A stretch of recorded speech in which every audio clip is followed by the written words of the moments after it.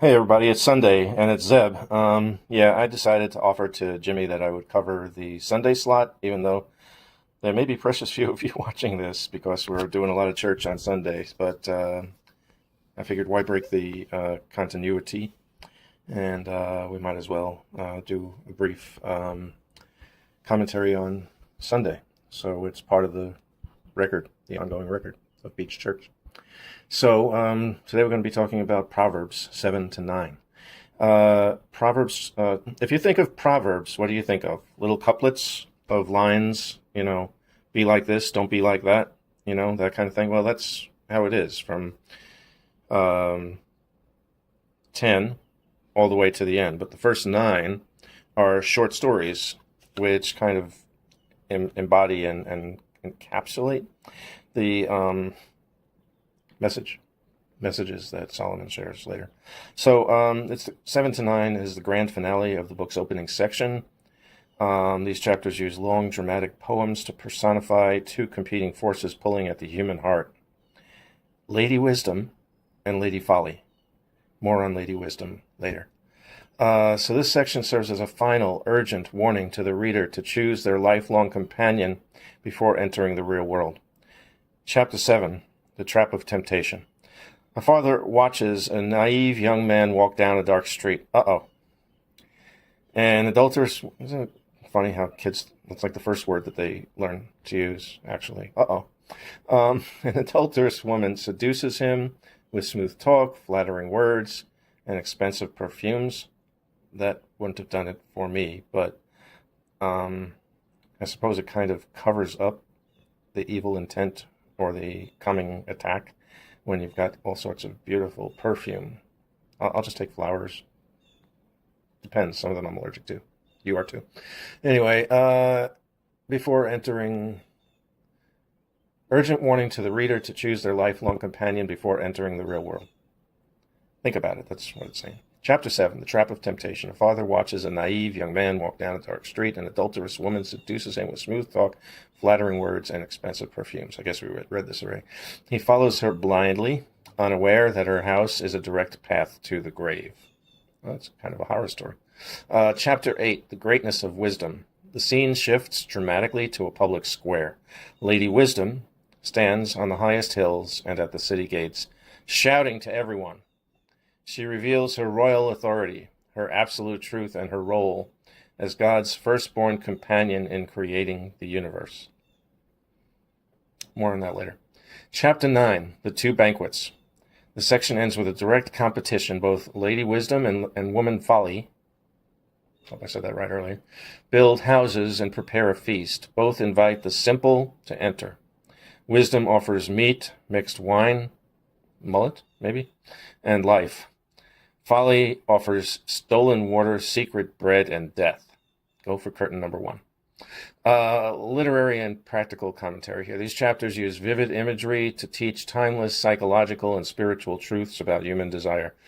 The architecture of choice. Chapter 9 sets up a parallel structure. Both women sit in the high places of the city. Both call out the same phrase: whoever is simple, let him turn in here. And if you don't know, that's a trap. Anyway, the author shows that temptation and truth often use the same marketing tactics, forcing the individual to look past the invitation to the actual menu. Kind of like, when you have a bakery and they have like bakery perfume and they spray it all outside in front of the bakery, or a delicatessen and they have like this perfume that smells like meat. I think Lady Gaga wore it once. It's to attract people unwittingly. The Psychology of Seduction. Chapter 7 masterfully deconstructs how people fall into ruin. It begins with curiosity. I'm just passing by. Walking by her corner, moves to secrecy in the twilight, listens to flattery, I will come out to look for you, and ends with immediate gratification. The youth thinks he's getting a prize, but he's actually an animal walking into a trap. You know that motel that's on 15th Street between the church and, or is it, I don't know, one of those streets. Anyway, it's a motel there, and You can walk that way, east and west, to get to the church, to get to the boardwalk. And one time I walked by, and just to remind me that it's a very worldly area, there was a prostitute in the balcony shouting out to some dude. It made me feel I was in a red light district or something, you know. All right, wisdom as I digress. Wisdom as an eternal principle. Chapter 8 elevates wisdom from mere good advice to a cosmic force. By stating that wisdom was present before creation, the author argues that the universe has a built-in moral order. Sorry if you're a believer in evolution, but if there is any such thing as evolution, it follows this wisdom that God baked into the universe before everything. Living foolishly is not just breaking a rule, it is trying to fight against gravity and the very fabric of reality. The cost of the meal, which of course here in Virginia would have an extra tax or 3. Wisdom requires preparation. She kills her beasts, mixes her wine, sets her table. Folly offers instant lazy gratification. Her water is stolen and her bread is eaten in secret. The commentary here is clear. Things that are deeply rewarding require effort and discipline, while destructive habits offer cheap, immediate pleasure. I researched, so that was chapter 7 through 9. Now I just wanted to say something. I researched why Solomon refers to the reader throughout as my son, and says his words are worth more than riches. And I found out in ancient Israel and Egypt, royal scribes and teachers were viewed as spiritual fathers to their students. Kind of like Karate Man. Or karate, Pat Morita and Ralph Macchia, or whatever his name is, and it was Karate Kid. In ancient, I don't know, he had some kind of a name of respect for Pat Morita's character. In ancient Israel, a teacher addressing a classroom or an apprentice would naturally say, "My son," to establish a relationship of trust and authority. Works for me. The royal context. Solomon was a king training the next generation of leaders. Did you know that? That's the original audience of Proverbs. The next generation of leaders under King Solomon. The advice in Proverbs was meant to prepare young nobles for leadership, diplomacy, and governance. Now, I guess it's kind of unknown whether at the time that King Solomon was sharing these eternal nuggets of wisdom, whether he was following them himself, but certainly later he didn't.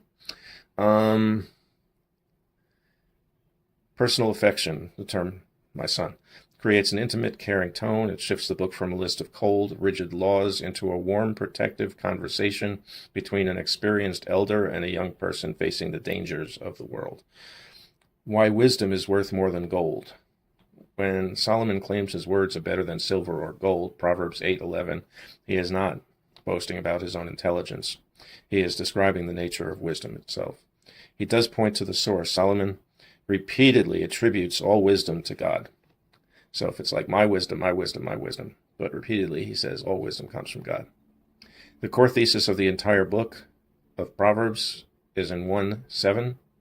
The fear of the Lord is the beginning of knowledge. You've heard that before in the Psalms and elsewhere. He repeats this in Proverbs 9:10. By starting here, Solomon makes it clear that any wisdom that he possesses is a gift from God, not his own invention.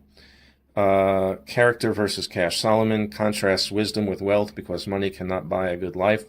Gold can buy a house, but not a peaceful home. Silver can buy power, but not protection from bad decisions or a ruined reputation. Wisdom is more valuable because it protects a person's soul, character, and future. So wisdom is more valuable than crypto, even. Personified wisdom. In chapters 8 and 9, the claims of grandeur are actually spoken by Lady Wisdom. She speaks.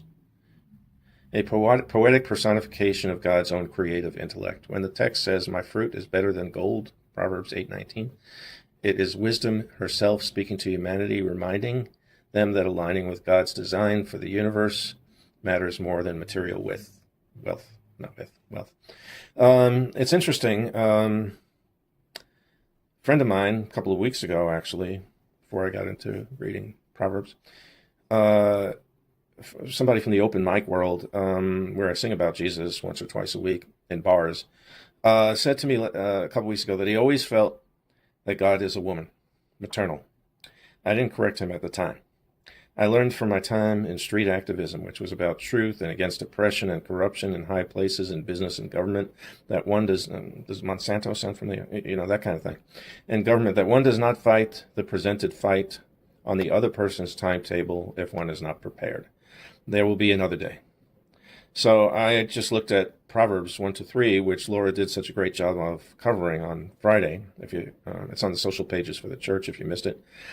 But Solomon there refers to wisdom as Lady Wisdom. So wisdom is regarded in the Bible as female, although it doesn't always play out that way in the world. That's a joke. I mean, I'm making a joke. But the truth is that Jesus says, if you have seen me, you've seen the Father. Even the Lord's Prayer starts off with our Father. Jesus says, I and the Father are the same. We all know this. We all know these quotes. We all know the truth of this. So essentially, God the Father had two children, one could say. One very real and actual and active in our lives, Jesus the Son, and the other metaphorical, which can be seen as the daughter of God the Father, but which is available to us if we reach for it and reach for him.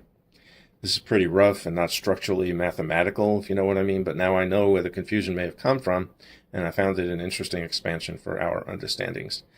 Now, woman folly, I don't believe that was any kind of son of God.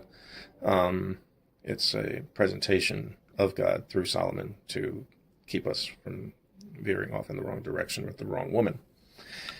God forbid. I hope you enjoyed that. And I'll see you again tomorrow, where we will be talking about Proverbs 10-12. I bet you didn't see that coming. Anyway, love you all, and hope at least a few of you get to see this. Have a